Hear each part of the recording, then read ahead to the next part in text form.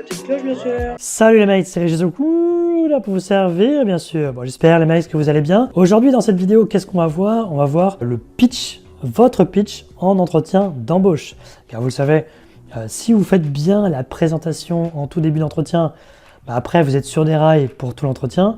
Si en revanche, c'est un peu compliqué au début, vous allez sortir les rames pendant tout l'entretien. Donc il faut que vous reteniez que le pitch, c'est vraiment l'arme qui va vous permettre de faire la différence par rapport aux autres candidats.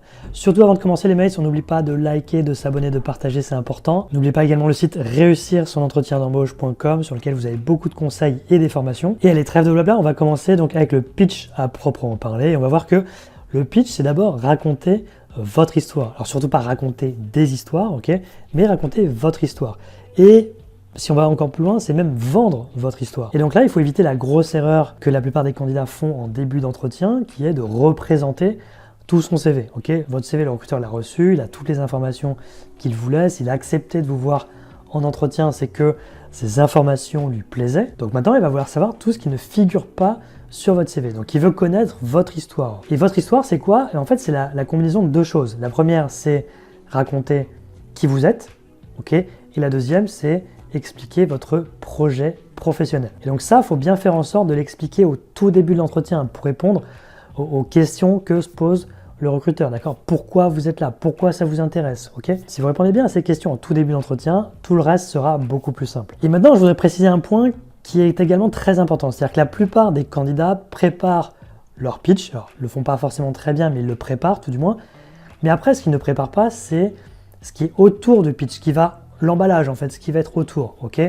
Et qui va être en fait le plus important. C'est-à-dire que vos mots vont être importants, votre discours va être important, mais la manière avec laquelle vous allez faire passer ce discours va être bien plus importante, ok? Et tout ça, ça va être la communication non verbale. Et restez bien jusqu'à la fin de cette vidéo car il y aura un exemple, une simulation pour vous montrer voilà, un pitch bien fait, à quoi ça ressemble. On le verra en détail à la fin de cette vidéo pour voir avec un exemple, mais c'est pas du tout la même chose de se présenter, alors je grossis le trait, hein, mais de se présenter comme ça, les bras un peu croisés. Oui, bonjour, je m'appelle Mickaël Delonvin. Je suis polytechnicien, vous voyez, sans envie, sans sourire, etc.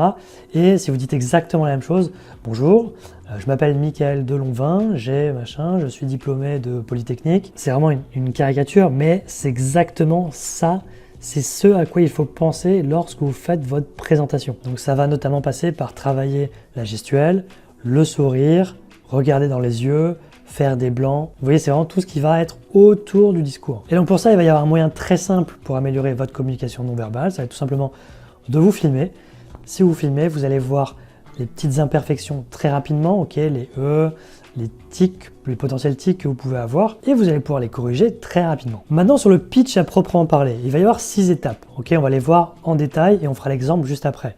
Première étape, c'est l'introduction. Donc l'introduction, c'est vraiment expliquer qui vous êtes. Exactement la même chose, vous savez, au-dessus d'un CV, il y a un titre. Et en fait, en dessous, vous pouvez même mettre une petite phrase, ok, pour résumer qui vous êtes. C'est exactement la même chose. Ça doit durer 10, 20 secondes, pas plus. C'est juste, hop, voilà qui je suis, hop, au moins c'est clair, net, précis. Directement après l'introduction, il faut taper fort. Il faut taper avec un succès professionnel. Donc pour celles et ceux qui ont déjà de l'expérience, vous pouvez dire « j'ai réussi à développer tel projet », peu importe. Alors bien sûr, il faut que ce soit en relation avec ce qui est attendu sur le poste. Mais voilà, il faut taper fort. Et si jamais vous n'avez pas encore d'expérience professionnelle, si c'est que des stages, pas grave, vous mettez vos stages, parce que votre plus gros succès est en stage, en alternance. Si vous n'avez pas encore, si vous êtes encore à l'étape d'avant, vous pouvez très bien dire « voilà, mon succès, ça a été par exemple d'intégrer telle école, etc., qui est assez prestigieuse, ou d'avoir fait telle formation. » Voilà, quelque chose toujours en accord avec ce qui est attendu sur le poste. Puis directement après, vos 3-4 grandes compétences.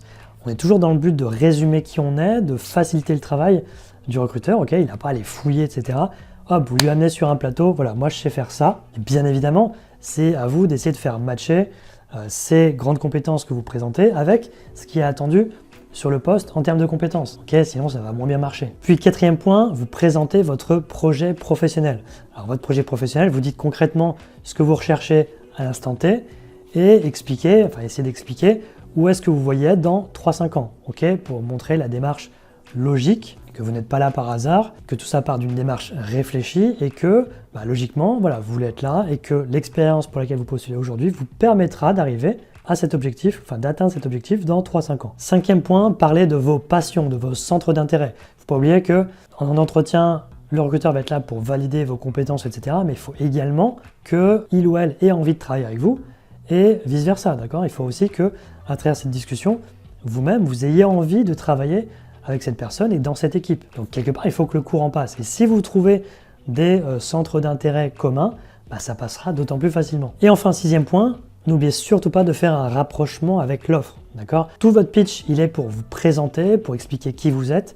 C'est très important de terminer votre pitch et de rendre la parole sur pourquoi vous êtes intéressé par cette offre d'emploi, d'accord? Qu'est-ce qui vous intéresse particulièrement? Et du coup, pourquoi vous allez être motivé? Qu'est-ce qui va vous motiver, d'accord? Il ne faut pas oublier que le recruteur, il veut savoir deux choses. Principalement, il veut savoir si vous avez les compétences pour, il veut savoir si vous êtes intéressé. Donc, si vous arrivez juste à démontrer que vous avez les compétences, c'est bien. Mais la question d'après, il faut l'anticiper, c'est est-ce que vous êtes intéressé?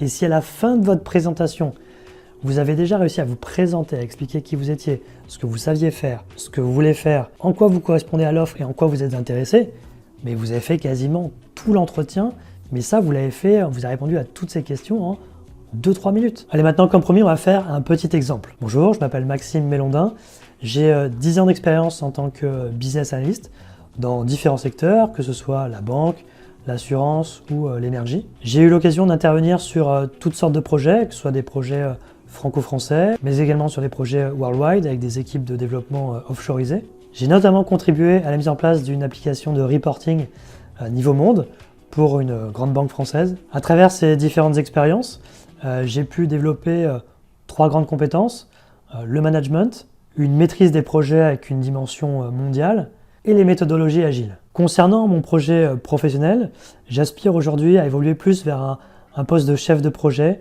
et à délaisser un peu ce rôle de business analyst, voilà, pour évoluer davantage vers du management d'équipe. À part ça, je suis passionné de rugby et plus largement de sport collectif. Donc votre offre d'emploi m'intéresse tout particulièrement puisque je retrouve les objectifs que je me suis fixés, à savoir évoluer vers un poste de chef de projet, un contexte international avec beaucoup d'anglais et du management d'équipe avec donc le management de proxy PO, si j'ai bien compris. Donc voilà les mails, c'est aussi simple que ça. Dès que vous aurez votre pitch de prêt, je vous invite à vous filmer, ok, pour s'améliorer au fur et à mesure, ok. Et après, vous verrez que ce sera un automatisme. Alors vous n'êtes pas obligé de suivre à la lettre, bien évidemment, ce que j'ai indiqué. C'est vraiment pour vous aiguiller, pour vous aider. C'est adapté en fonction de votre parcours, de votre niveau de seniorité, des différentes expériences que vous avez pu avoir. Mais voilà, c'est une sorte de boîte à outils, donc vous piochez. Et au moins avec ça, vous aurez voilà, les bons outils pour faire une super présentation. Surtout les mails, si vous avez des questions, n'hésitez pas à les laisser dans les commentaires. Ce qui serait top, c'est que tout le monde partage un peu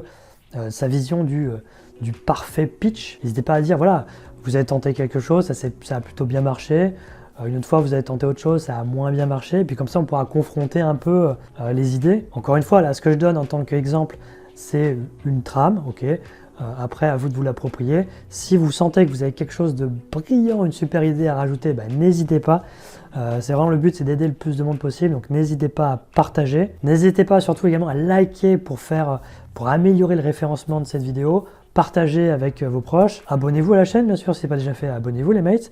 Et nous, on se voit très vite pour une prochaine vidéo. Allez, ciao!